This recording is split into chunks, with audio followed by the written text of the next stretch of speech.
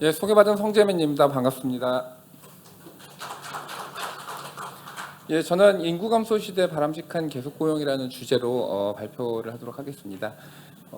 발표 목적은 이제 우리가 2013년에 했던 60세 정년제 효과 평가 그리고 고령자 노동시장 분석을 통해서 우리나라에서 계속 고용 확대가 갖는 고령층 노동시장에 함의 도출하고요. 그리고 주요국 정년제도와의 비교를 통해서 우리나라 정년제도의 방향을 제시하는 그런 목적으로 발표를 하도록 하겠습니다. 그래서 구성은 여기 보시는 것처럼 진행을 하도록 하겠습니다. 먼저 60세 정년제 효과부터 말씀을 드리겠습니다.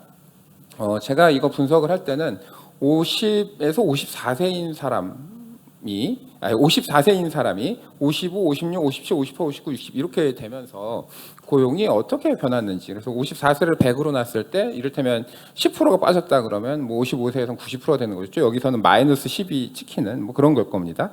그다음 60세가 됐을 때 여기 보면 이제 마이너스 50까지도 가는데 50%가 줄었다. 이제 그렇게 이해를 하시면 되고요.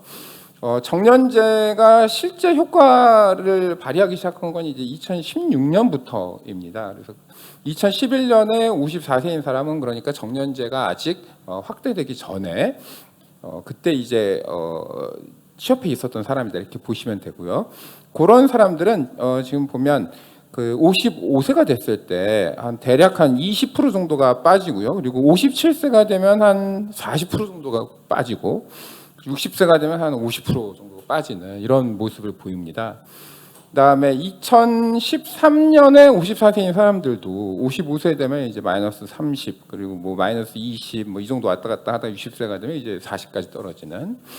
근데 이게 그림이 바뀌는 게 언제부터냐 하면 대략 2014년 이후에 이제 54세인 사람들은 이제 정년이 연장된 그 정년이 60세로 이제 60세 이상으로 의무화 되는 그 시점에 이제 가까워진 사람들이죠. 그때부터는 고용이 감소하지 않는 이제 그런 모습을 보입니다. 그래서 50대 후반이 일자리를 유지 또는 찾는 데 있어서 정년제라고 하는 게 상당한 효과를 거뒀다라고 하는 것을 이걸 통해서 확인할 수 있습니다. 그리고 특히 직업별로 보면 거기에서 가장 효과를 거둔 직업이 어떤 거냐라고 하면은 블루 칼라 쪽보다는 화이트 칼라 쪽이 크게 영향을 받았다 이렇게 얘기를 할 수 있을 것 같습니다. 여기 보시면 여기 보시면 이제 60세 정년법 이전 2008년에 50에서 54세인 사람이 2013년에 55, 59세 5년 뒤니까 5살 먹었겠죠.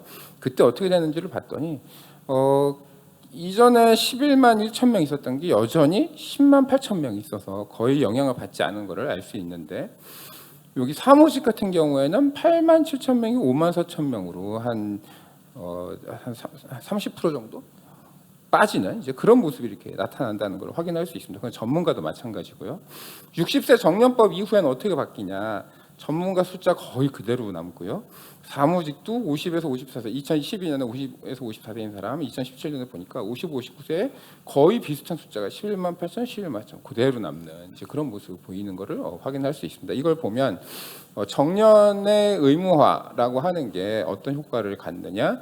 블루칼라는 사실은 일자리 문제가 있기 때문에 일자리가 부족한 일자리에 빈일자리가 심각한 이제 그런 문제가 있기 때문에 정년제랑은 크게 상관없이 일자리가 유지된다라고 얘기를 할 수 있다면 요 화이트 칼라 같은 경우에는 전혀 그렇지 않았었는데 정년을 연장하기 전에는 정년을 의무하기 전에는 근데 이제 정년을 의무한 다음에는 일자리를 유지하거나 또는 새롭게 찾을 그럴 가능성이 확실히 올라갔다라고 하는 걸 이걸 통해서 확인할 수 있습니다. 그러면 그때 60에서 64세는 어떻게 됐느냐? 그거는 60세 정년법이 통과가 됐어도 사실 60에서 64세는 크게 영향은 사실은 없었겠죠. 실제 여기 보시면 전문가나 사무직이나 60세 정년법 이전이나 이후나 모두 크게 감소하는 것을 확인할 수 있습니다. 그래서 60대 초반에는 전혀 영향이 없고 50대 후반은 확실히 고용이 증가하는 그런 걸 확인할 수 있었다. 말씀을 드릴 수 있을 것 같고요. 그다음에 제가 취업 비중을 이제 취업 비중하고 근속 기간을 갖다가 좀 확인을 한번 해봤어요. 만약에 중도퇴직의 규모가 크다 그러면 이제 보통 한 45, 49세 정도에서 정점을 찍고 그 다음부터 빠지는 이제 그런 모습을 보이기 때문에 제가 사업체 비중 한번 봤습니다. 30인 이상 사업체 취업 비중이라고 하는 걸 왜 30인 이상으로 잘랐냐면 정년제가 있을 가능성이 80% 이상인 곳이 이제 30인 이상 사업체이기 때문에 제가 좀 한번 봤고요. 그랬더니 2000년에 45, 49세인 사람은 50에서 54세가 되면 한 3%포인트 정도 취업 비중이 줄고요. 거기서 다시 50대 후반이 되면 한 2.6%포인트 정도 빠지는 게 나타나고 다시 60에 64세는 이렇게까지 빠지는 그런 모습이 나타납니다. 대략 한 정년제와 관련된 사람들 정년 그 의무화 그거와 관련된 게 대략 2017년에 55, 59세인 사람들이니까 그 사람들이 이제 10년 전에는 45, 49세였겠죠. 2007년에 거의 보시면 거의 약간 빠졌다가 그 다음부터는 빠지지 않습니다. 50에서 54, 55, 59 이렇게 가면서는 그런 모습이 나타나고요. 2008년에 45, 49세인 사람들은 거의 비슷한 비중을 그대로 유지를 하는 그런 모습을 확인할 수 있습니다. 그래서 이걸 보더라도 그 정년제라고 하는 게 의무화가 되면서 상당히 50대 고용, 특히 50대 후반 고용 안정하는 데는 상당한 도움이 됐구나라고 하는 걸 이걸 통해 확인할 수 있고요. 다만 진짜로 이 사람들이 한 직장에서 계속 근속하는 게 늘어났으면 사실은 여기서 근속 기간도 이렇게 증가를 쭉쭉 했어야 될 겁니다. 그래서 실제 45에서 49세에서 50에서 50세로 넘어갈 때는 한 1.9년, 약 2년 정도 근속 기간이 늘어났었는데 이게 50에서 54세가 50에서 59세 되면서는 한 1.7년 오히려 줄어드는 그런 모습이 나타났어요.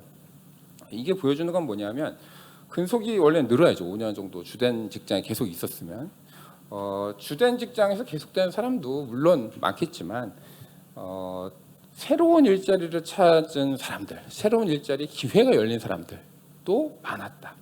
그래서 이게 유지될 수 있었던 것이다라고 하는 것을 이 통계를 통해서 추론을 해볼 수 있습니다.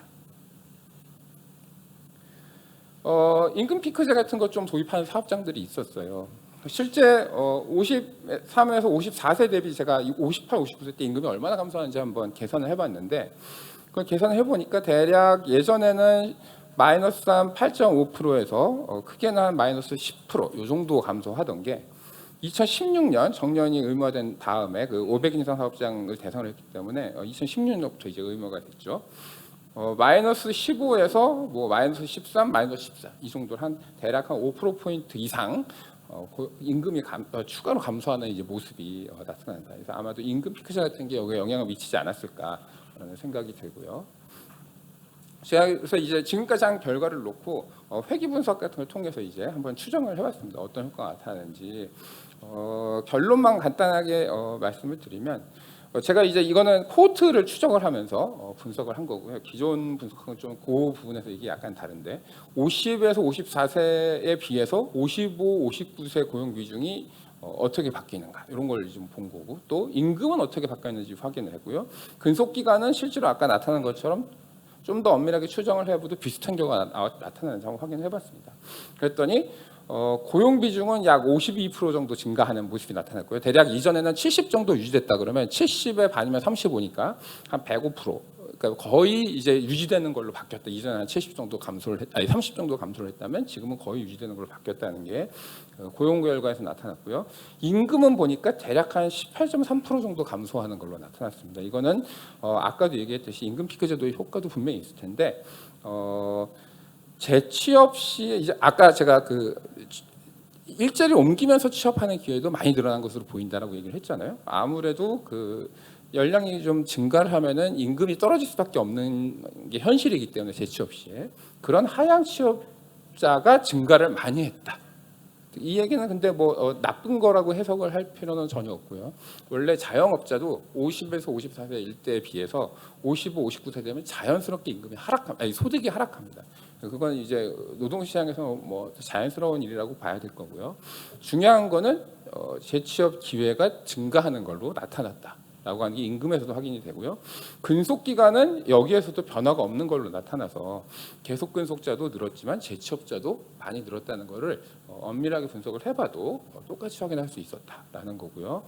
그리고 이거를 청년과 대비해서도 제가 계산을 한번 해봤는데 마이너스면 청년의 고용 감소 가능성이 있다는 얘기고요. 플러스면 그렇지 않다는 얘기인데 보시면 300인 이상 사업체에서만 이렇게 마이너스가 찍힌 걸 볼 수 있고 나머지에선 그렇지 않다라고 확인할 수 있어서 대기업에서는 청년의 고용 감소 가능성이 실제로 있었다라고 볼 근거가 있는 걸로 보입니다. 뭐 이것만이 아니고 다양한 연구 결과들이 사실 있었죠. 다만 이제 전체적으로 보면 고용률이 그렇게 느는 것 같지 않다 이렇게 확인을 또 하실 수 있을 겁니다. 50대 후반 남성 고용률 보면은 2010년대 중반 이래로 85% 선에서 지금 정체되어 있는 모습을 보이고 있거든요.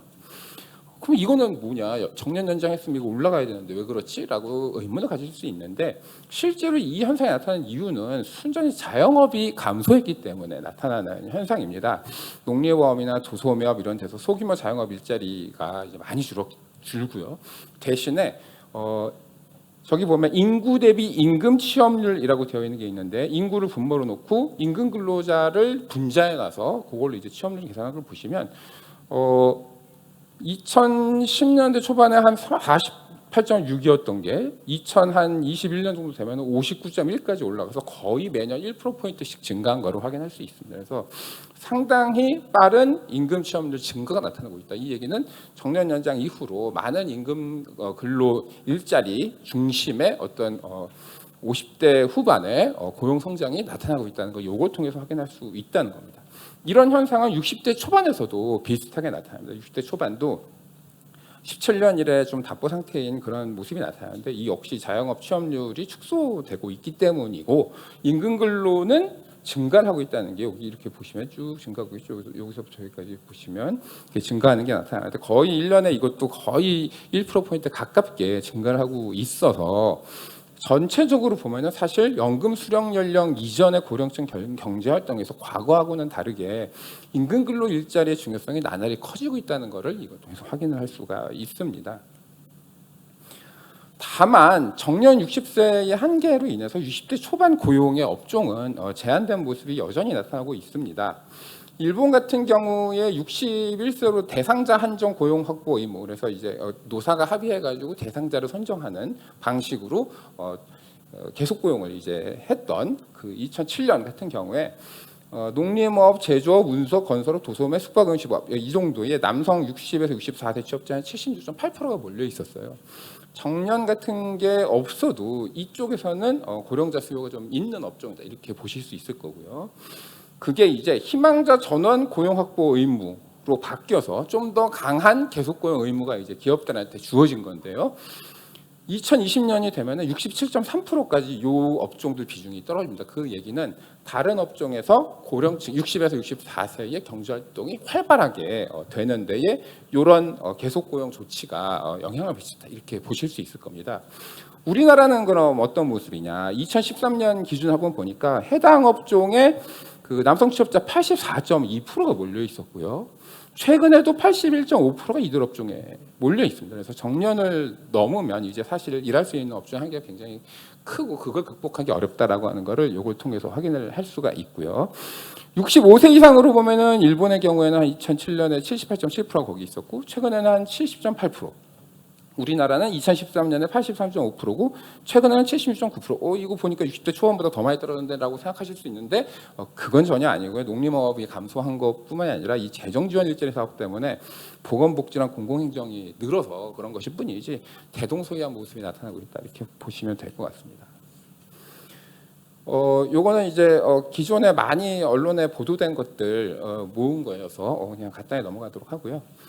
우리나라가 이제 70세 이상 고용률이 높다 이렇게 알려져 있잖아요. 그러면서 이제 70세 이상 고용률이 높으니까 좀 나은 상황 아닌가 이렇게 생각하시는 분들도 많을 것 같습니다. 그런데 아까 제가 잠깐 언급한 것처럼 70세 이상도 임금 근로 일자리가 증가하긴 했어요. 그런데 그게 공공행정, 보건사회복지 중심으로 늘었고 그 두 일자리 보면은 88.7%가 주 15시간 이하 일자리여서 사실상 거의 다 재정 지원 일자리 사업 증가한 거하고 겹친다 이렇게 보셔야 될 것 같습니다. 그래서 70세 이상으로 뭔가 우리나라의 그 인구 감소에 대한 경제 활동 대응이 이루어질 수 있다라고 보는 거는 아직까지는 한계가 굉장히 큰 상황이라고 볼 수 있고요.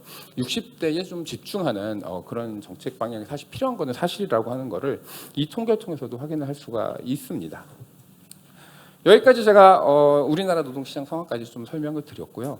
그러면 주요 국가들은 정년 제도를 어떤 식으로 운영하고 있나 제가 간단하게 유럽연합 국가들 중심으로 조사를 한 걸 좀 말씀을 드리겠습니다.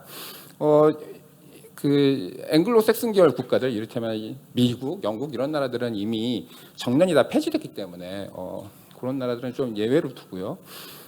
조사된 국가들 보니까 스웨덴, 헝가리, 핀란드, 이탈리아, 프랑스, 포르투갈 이런 나라들은 국가적 차원에서 정년이 가능하도록 법제도를 운영을 하고 있었습니다. 이를테면은 특정 연령이 경과하면은 고용보호 조항이 적용되지 않도록 하거나 우리나라로 치면은 5인 미만 비슷하게 바뀌는 거죠.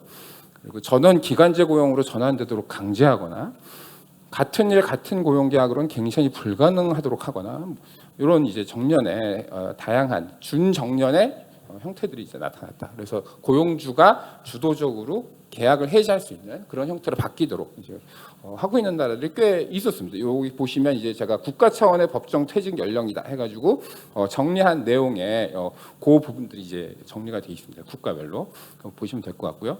그다음에 독일, 아일랜드, 스페인, 노르웨이, 네덜란드 뭐 이런 나라들은 우리나라처럼 이제 단체 협약이나 기업의 고용계약서에 정년을 설정할 수 있도록 이제 그렇게 하고 있었고요. 그 외의 국가들은 대부분 정년이 이제 폐지된 상태였다. 이렇게 보시면 될 것 같습니다. 그리고 국히 일부 국가들 제외하면은 조사 대상 국가들 중 정년이 있거나 정년 설정이 가능한 나라들 모두 정년은 이제 연금 수급 연령과 같거나 또는 두세 살이라도 높게 설정되어 있는 특징도 있었다고 얘기를 할 수 있을 거고요. 제가 그래서 이 국가들을 그 OECD에서 정리하는 개인의 해고 보호 정도, 그래서 개인의 고용 보호 정도 지표가 있어요. 그래서 그거랑 한번 관계를 분석을 좀 해봤습니다. 그렇게 해봤더니 개인의 고용보호 지표가 높을수록 정년제도가 유지되고 있을 가능성이 높게 그렇게 추정이 됐습니다. 이 결과가 나타나는 것은 최근의 흐름이라고 하는 것은 사실 최근도 아니죠. 벌써 10년 이상, 20년 가까이 된 흐름이기 때문에 정년을 연령 차별의 관점에서 보는 이제 흐름이 있습니다. 이 흐름은 이제 전 세계적인 거다 이렇게 보시면 될 것 같고요. 다만 그럼에도 불구하고 해고가 아주 어려운 나라들, 고용보호가 강한 나라들에서는 정년 설정이 여전히 연령 차별이 아니고 있을 수 있다 이렇게 되는 배경에는 세대 간 공정성이나 기업의 신진대사를 위해서는 정년 같은 특정 연령에서 일률적으로 해고하는 그런 제도가 필요하다라고 하는 불가피성이 인정되기 때문에 그렇기 때문에 이제 정년 제도가 고용보호하고 상관관계가 있게 나타나는 것이다 이렇게 얘기를 할 수 있을 것 같습니다. 제가 지금 한 얘기는 좀 이따 시사점에서 다시 좀 얘기를 하도록 하고요. 제가 하고 싶은 얘기는 따로 있습니다. 이거 관련해서 향후 이제 10년 사이에 노년 부양비가 OECD 하위권에서 상위권 국가로 우리나라 이제 바뀝니다. 2021년만 해도 OECD 중간권 밑에 있었는데 2032년이 되면은 상당히 상위권에 위치하는 그런 나라로 바뀌고요. 여기에서 한 5에서 6년 정도 지나면 일본 바로 밑에 있는 나라로 바뀝니다. 그리고 2031년이 되면 중위 연령도 지금 우리나라가 인구의 중위 연령이 45세입니다. 그래서 45세 이상이 인구의 절반인 나라인데 2031년이 되면 통계청 중위 인구 추계가 맞다는 전제하에 31년에 50세가 중위 연령으로 바뀝니다. 그러니까 인구의 절반 이상이 50세가 되는 그런 상황이 되는 겁니다. 우리나라 중위 연령 추계가 계속 틀려왔기 때문에 아마 더 빠르게 그렇게 될 가능성이 있고요. 사회가 이제 이렇게 많이 바뀌는 겁니다. 시사점으로 넘어가도록 하겠습니다. 일본은 65세까지 대상자 한정 고용확보 의무 조치 이제 2007년에 했고 희망자 전원 고용확보를 2014년부터 시작했는데요. 2013년에 고용률이 어떻게 나타났었냐? 남성이 72.2%고 여성이 46.0%였습니다. 우리나라는 2022년 기준으로 볼 때 60대 초반 고용률이 남성 73%고 여성 52.5%여서 사실 일본의 2013년보다 높은 상태에 있다 이렇게 봐야 될 거고요. 제가 이 얘기를 하는 거는 이제 사실 우리나라가 빨리 도입할 때가 됐다. 계속 고용과 관련된 그 부분을 좀 말씀드리고 싶어서 일본하고 비교를 했고요.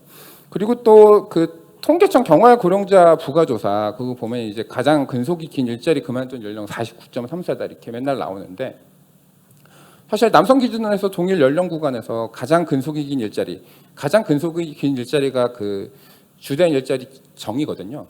그거를 그만두지 않은 사람들의 현재 연령을 뽑아보면 59세가 나오고요. 그다음에 55, 59세 중 30인 이상 사업체 재직자 중에서 가장 근속긴 일자리 계속 다니는 사람도 57%. 그리고 해당 연령대 전체를 봐도 계속 다니는 사람 비중이 42%.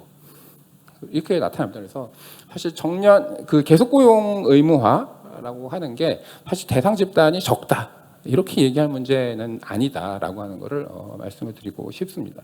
그리고 또 50대 권고사직으로 물러난 현상이 여전해서 정년 연장이 무의미하다 이렇게 얘기할 수도 있는데 정직적인 노동시장을 가진 우리나라에서 사실 정년 연장의 실질적 의의는 아까 제가 분석을 통해 말씀을 드린 것처럼 물론 주된 일자리에서 지속하는 것도 의미가 있지만 이런 그 계속 고용 조치는 이전직을 통해서 60세 근방에서도 일할 기회가 늘어나게 해준다라고 하는 점에서 또 의의가 있다라고 하는 말씀을 드리고 있습니다. 그래서 전체적으로 봤을 때 우리나라가 지금 또 아무것도 안 하고 있을 그런 시기는 아니고 움직여야 되는 시기인 건 확실하다라고 하는 말씀을 드리고 싶고요.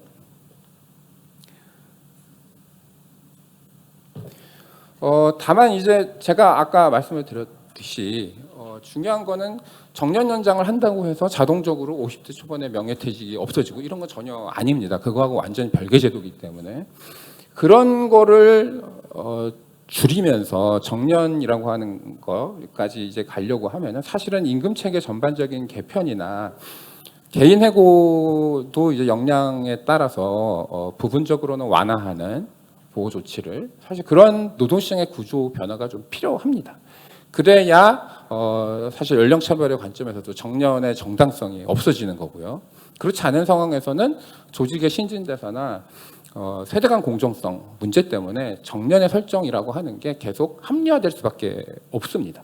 그래서 그리고 그런 조치들이 없이는 기업의 인사관리 행태도 사실 변화시킬 수는 없을 겁니다. 그래서 이 전반적으로 되는 것이 굉장히 중요하다라는 말씀을 드리고 싶고요. 어쨌든 그럼에도 불구하고 제가 여러 번 강조한 것처럼 고령자 계속 고용 확대는 중차대한 정책 방향이다라고 말씀을 드릴 수 있을 것 같고요. 단기적으로는 고령층 일자리 기회 확대가 활동적인 고령화 사회의 핵심적인 부분이라는 점에서 그리고 국제적으로 볼 때 정년 연금 연령보다 낮은 나라 없고요. 그래서 빨리 연금 수급 연령에 맞춰서 계속 고용 관련된 조치를 단계적으로 높여나가는 제도 개혁이 시급하다고 생각을 합니다.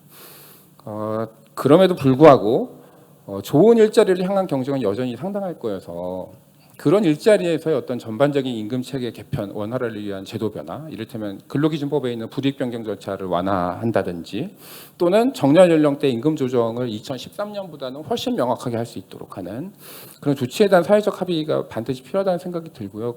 그게 없으면 정규직 형태의 정년 연령 연장은 인접 연령대 또는 청년의 경력 발전에는 상당히 저해 요인으로 작용을 할 것이다라는 생각이 듭니다. 그래서 임금체계 개편을 위한 어떤 사회적 합의를 시도하되 그리고 그게 되면 사실 정년 연령 못할 것도 없다고 저는 생각을 합니다. 그런데 그것이 안 된다면 정년 기간제 재고용을 중심으로 하는 일본형의 단계적 의무 계속 고용으로 갈 수밖에 없는 거 아니냐. 그리고 그렇게 추진해야 된다라고 하는 말씀을 드리고 싶고요. 장기적으로는 인구 감소 시대의 경제 성장을 위해서는 생산성 개선이 핵심입니다. 특히 노동시장에서는 근로자와 기업 양측에서 일자리 매칭의 효율성을 극대화하는 게 반드시 필요하고요.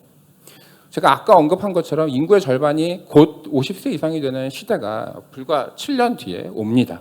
그래서 인구의 상당수 60세 이상이 차지하는데 매칭 효율성이랑 이게 높여지려 그러면 적합한 일에 적합한 사람이 가 있어야 되는 거거든요.